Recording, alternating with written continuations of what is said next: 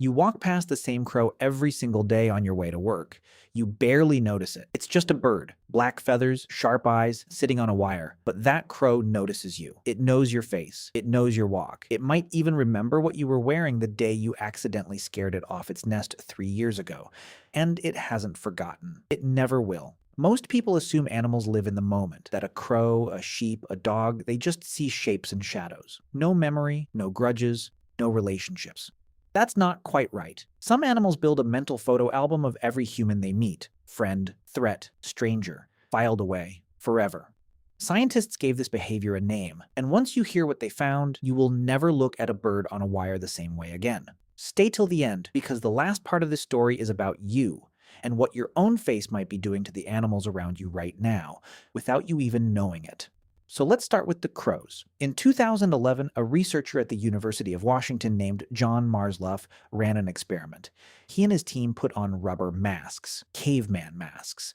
Then they trapped and briefly held a group of wild crows just to band them for tracking. The crows were released, unharmed. It was over in minutes. But here's what's fascinating. Years later, Marsluff walked around campus wearing that same caveman mask again. The crows attacked. Not just the crows who were originally caught, new crows, baby crows who hadn't even been born yet during the original trapping.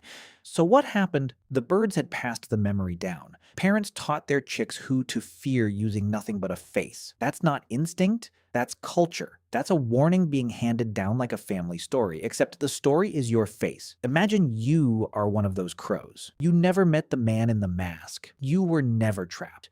But your parents saw danger in that exact shape of nose and jaw, and now, somehow, so do you. That's how deep facial memory can run in the animal world. But crows aren't even the most surprising case. Let's talk about sheep. You probably think of sheep as, well, sheep, slow, simple, all looking the same. In 2017, researchers at Cambridge University trained sheep to recognize photographs of human faces. Not shapes, not colors. Actual human faces, including celebrities the sheep had never met in person. The sheep picked out the correct face again and again at a level that stunned the researchers. Sheep, the animal we use as the literal symbol for mindless following. They were reading human faces almost the way we read each other's, but that's only half the story. It's not just about recognizing a face in a photo. It's about recognizing you, specifically, out of a crowd, and remembering how you made them feel.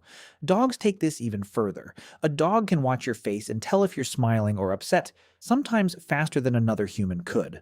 Studies out of institutions studying canine cognition have found dogs process human facial expressions using specialized regions of their brain, almost the same way we process each other's expressions. Your dog isn't just watching your hands for a treat, it is reading your face like a page in a book it has memorized. So what does this mean for you? Every animal that has ever really looked at you, a dog, a crow, maybe even a sheep on some farm you visited once as a kid, may still be carrying a memory of your exact face somewhere in its mind. Most people assume this connection only runs one way. We watch them. We name them. We decide if they're friendly or dangerous. But the truth is stranger. They've been building a file on us the entire time.